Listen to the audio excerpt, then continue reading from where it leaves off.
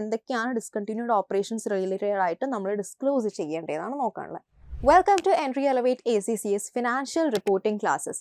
So നമ്മൾ ഇന്ന് നോക്കാൻ പോകുന്ന topic IFRS 5 non current asset held for sale and discontinued operations ആണ്. സോ ഈ non current asset held for sale എന്ന് പറഞ്ഞാൽ എന്താണ്? സിമ്പിൾ, ആ ടേം പറയുന്ന പോലെ തന്നെയാണ് നമ്മൾ വിൽക്കാൻ വെക്കുന്ന അസറ്റ് അല്ലെങ്കിൽ വിൽക്കാൻ വെച്ചിട്ടുള്ള അസറ്റിനെയാണ് പറയുന്നത്.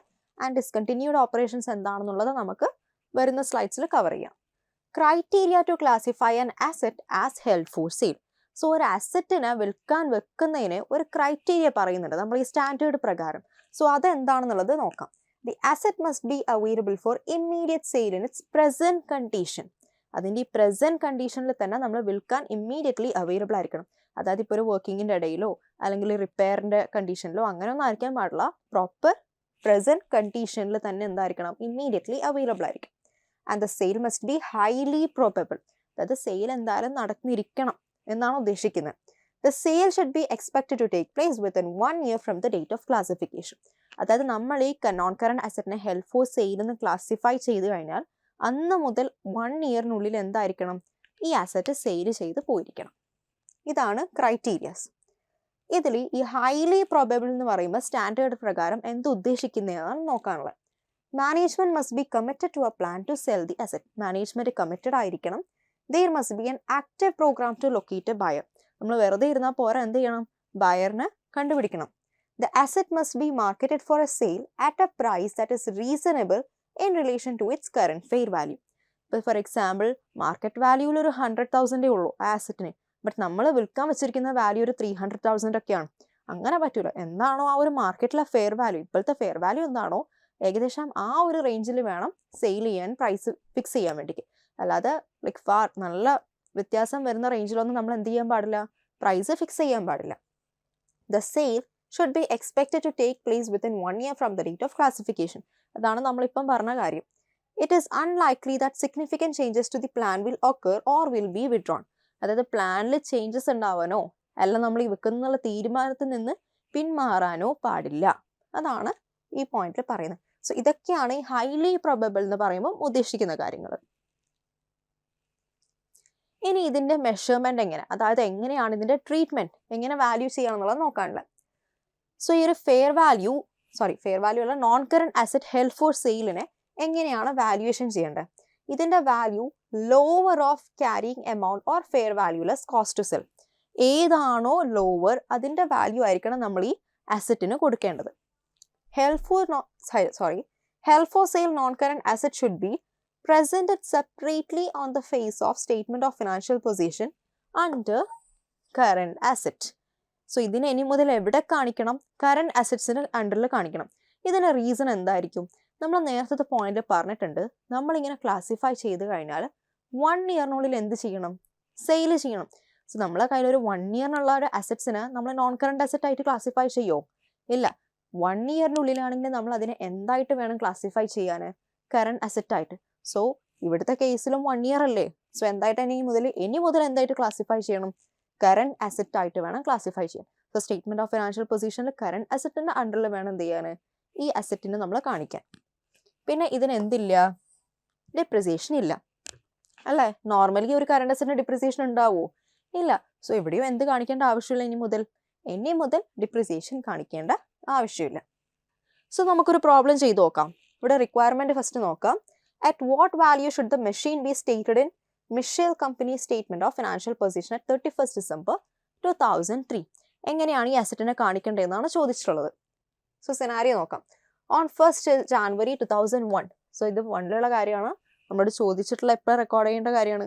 2003ലാണ്. That is after 3 years. Mitchell Company bought a stamping machine for 20,000. So ഒരു മെഷീൻ വാങ്ങിച്ചിട്ടുണ്ട് 20,000. It has an expected useful life of 10 years and a nil residual value. 10 years ആണ് യൂസ്ഫുൾ ലൈഫ്, 20,000 ആണ് കോസ്റ്റ് വരുന്നത്. On 30th September 2003, Mitchell Company decides to sell the machine and starts action to locate a buyer. So buyer നോക്കാൻ തുടങ്ങി. The machine are in short supply, so Mitchell Company is confident that the machine will be sold fair quickly. ഇത് വിൽക്കുന്നുള്ള കാര്യം ഇവർക്ക് എന്താണ്? ഉറപ്പാണ്. Its market value at 30th September 2003 is 13,500. and it will cost 500 to dismantle the machine and make it available to the purchaser.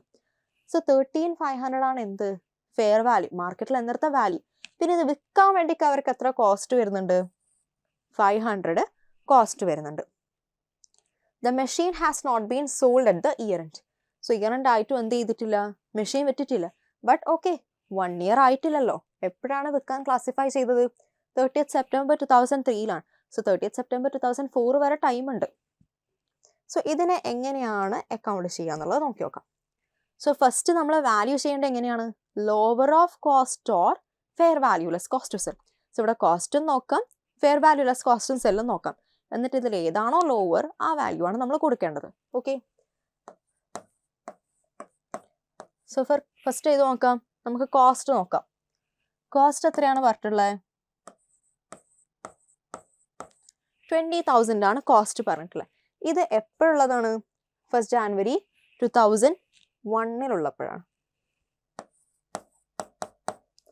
ഇനി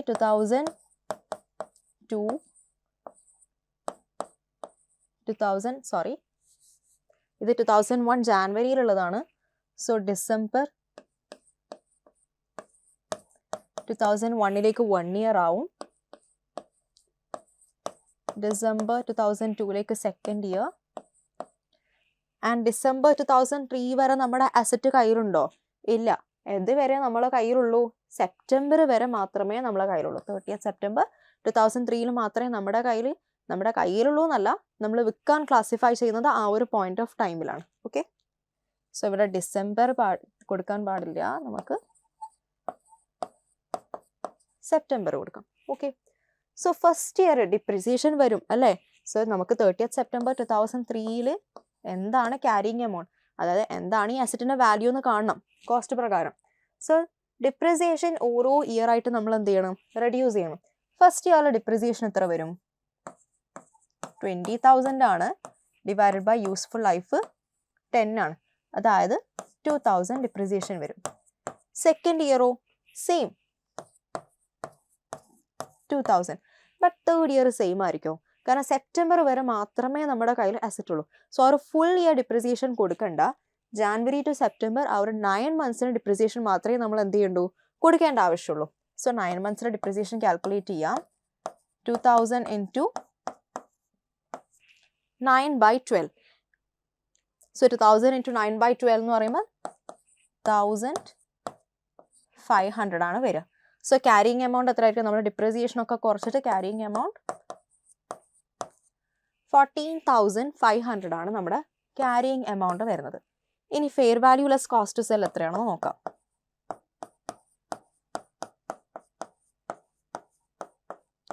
is equal to fair value നമ്മൾ പറയുന്നുണ്ട് ഇവിടെ 13,500 ആണ്. പിന്നെ നമുക്ക് സെയിൽ ചെയ്യാൻ വരുമ്പോൾ എത്ര കോസ്റ്റ് വരുന്നുണ്ട്?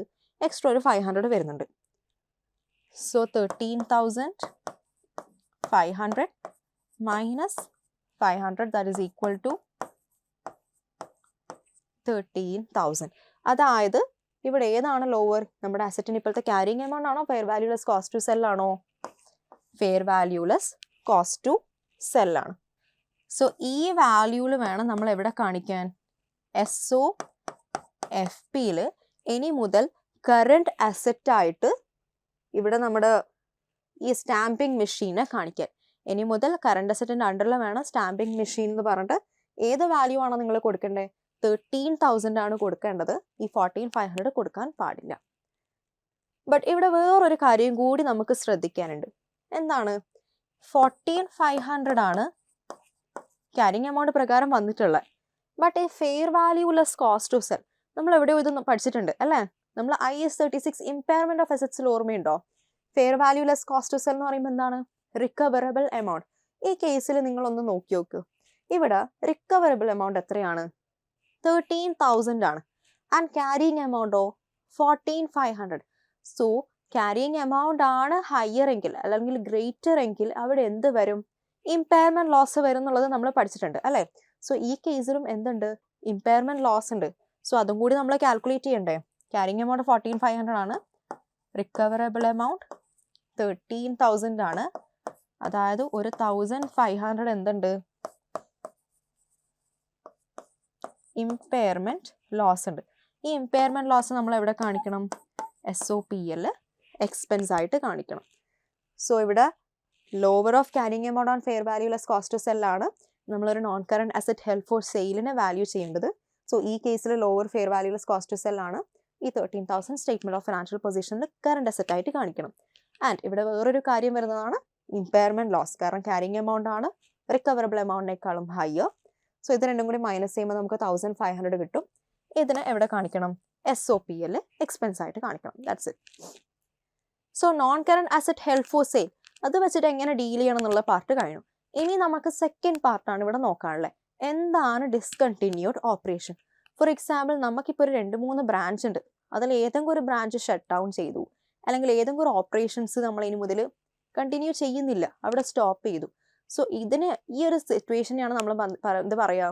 ഡിസ്കണ്ടിന്യൂഡ് ഓപ്പറേഷൻ എന്ന് പറയാം. Okay. So what is discontinued operation?